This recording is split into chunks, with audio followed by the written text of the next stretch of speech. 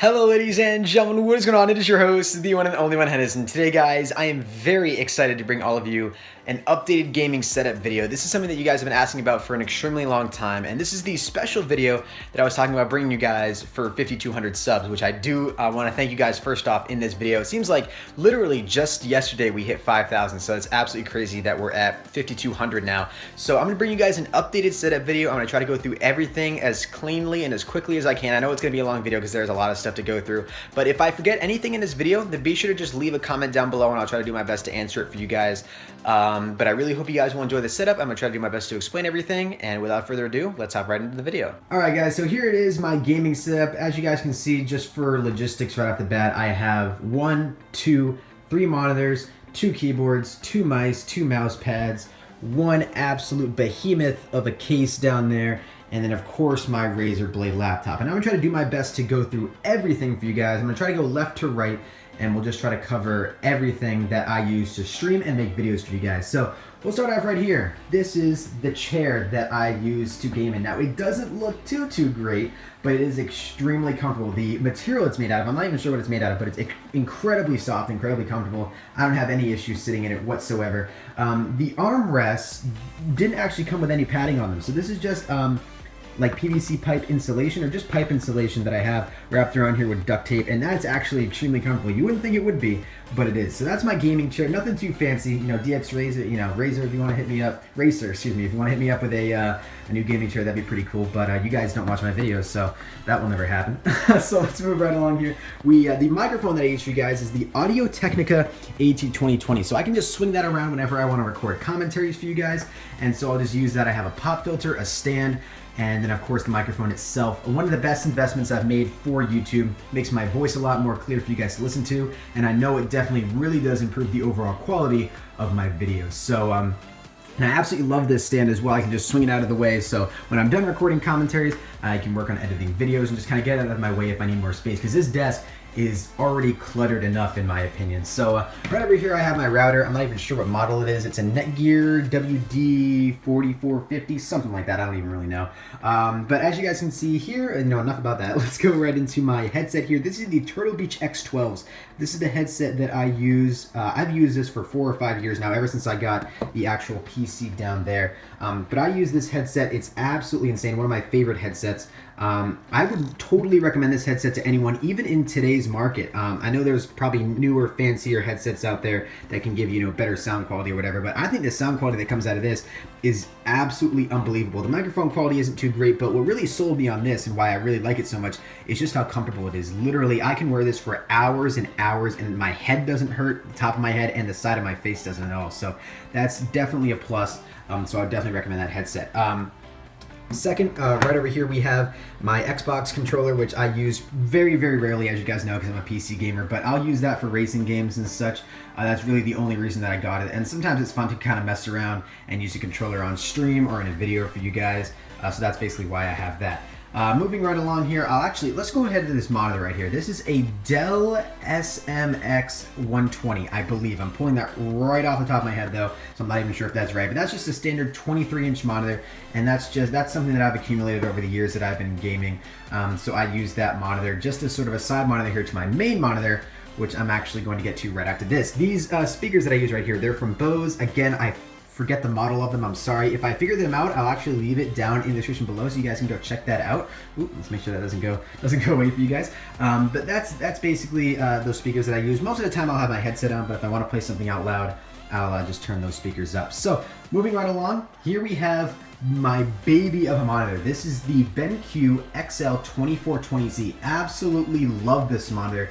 One of the best investments I've made for my gaming setup, obviously aside from the microphone, but this BenQ it's absolutely gorgeous. It has 144 hertz refresh rate, so if you guys don't know what that means, it's basically the image is clearer and smoother. I really absolutely do love it. This, my iPhone camera isn't really going to do much justice, but if you guys are looking for a gaming monitor, definitely recommend anything from BenQ. They're absolutely awesome. There are going to be people out there, guys, who tell you that, oh, the human eye can't see more than 60 FPS. There's no point in getting a more fancy monitor than that. And the fact of the matter is, guys, is that those people are stupid. The human eye doesn't see in frames per second.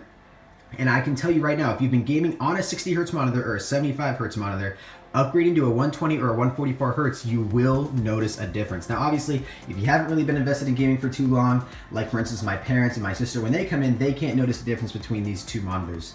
And then this one. They can't notice a difference in the fluidity, but if you're looking for a more smooth setup and if you're looking for a more smooth visual experience, and of course your PC can push out 144 FPS or 120 FPS in your game, then this is definitely something you want to invest in.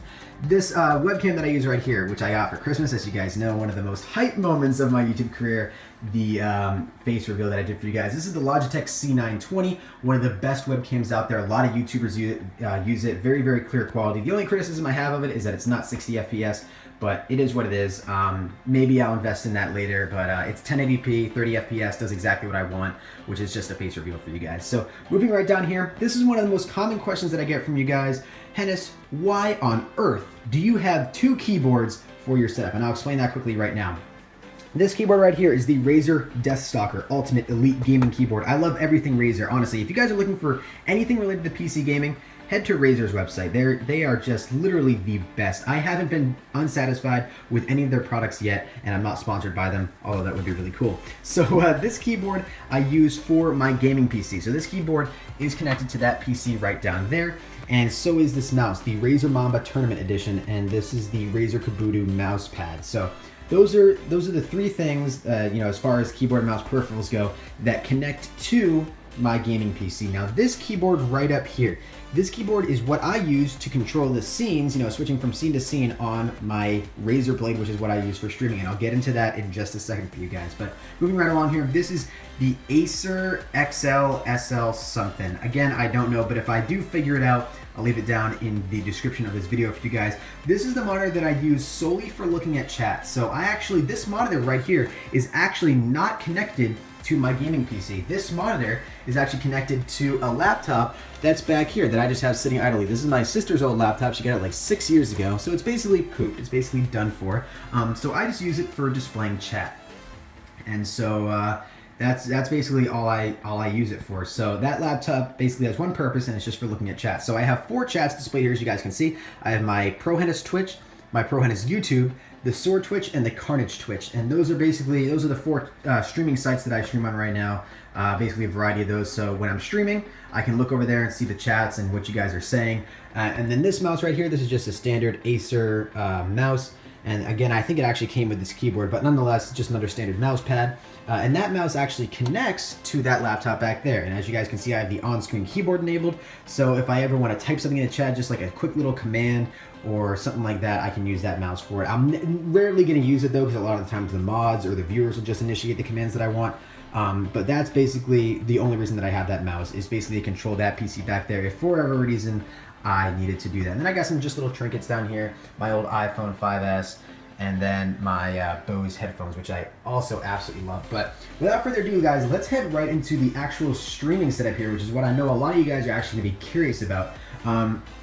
So if you guys don't know, I use this Razer Blade for streaming everything that comes off of my gaming PC here. So my gaming PC actually does no work aside from the gaming while I'm streaming. So the Razer here takes on all the work. And I'm going to explain quickly how that all works out. So one of the things that I actually had to buy, which is shameful of me to do since I'm a PC gamer, but PC gamers do have to buy stuff like this every now and then. This is the AverMedia Live Gamer Extreme, one of the best capture cards out there for exactly what I'm trying to do. Basically what happens is that I have an HDMI input right here that goes into the Live Gamer Extreme that's actually comes out of the graphics card in the back of my PC and goes right into here. So that actually comes right into there and then gets outputted to the Razer Blade via USB. So that's essentially how that works.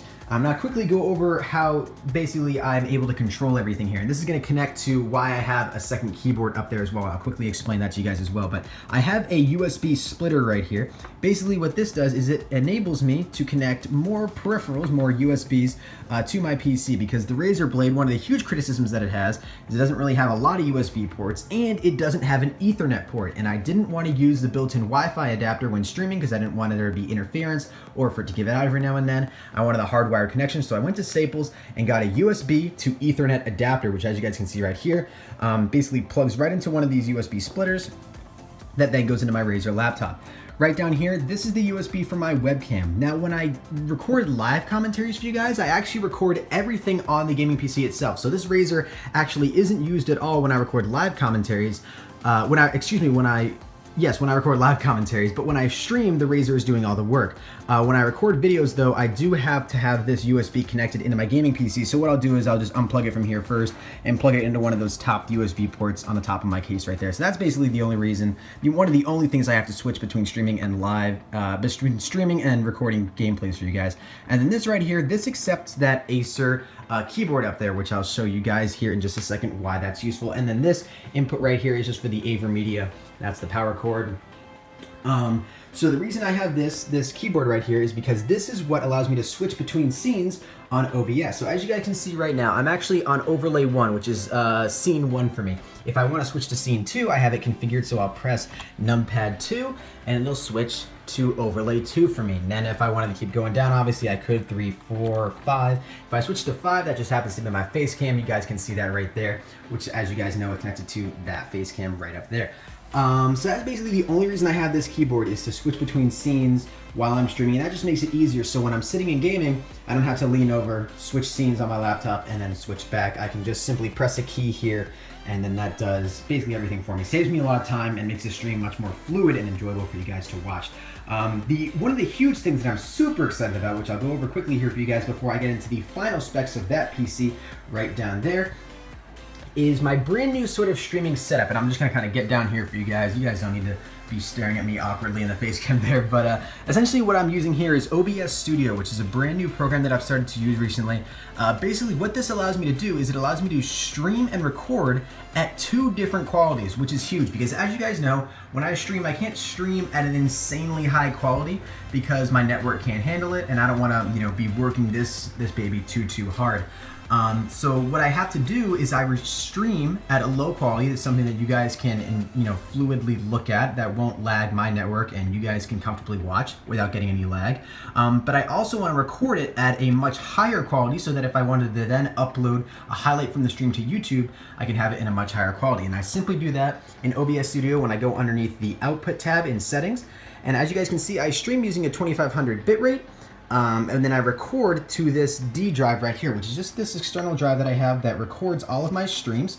As you guys can see, the recording quality is set to high quality, medium sized file. I could have it set to the same as the stream, indistinguishable quality, or lossless quality. I just have it set to high quality. Trust me, that's pretty much one of the nicest qualities that you can have in terms of size ratio and CPU usage, because obviously, as you guys know, if you're going to be streaming and recording off of the same PC, you're going to want to make sure that your CPU isn't getting overused. And so I had to kind of tweak my settings a little bit, so it kept giving me warnings when I would choose a quality that would be too high for this setup, because I obviously don't want to overwork the CPU and potentially damage it, because this laptop, trust me guys, is absolutely gorgeous. Even though it does have an i7 inside of it, I want to make sure that I don't overuse it too much. And trust me, this high quality, you guys will see much better difference in the quality of the streams that are uploaded, highlights of the streams that are uploaded to YouTube. So you guys will definitely enjoy that. So that's one of the huge things.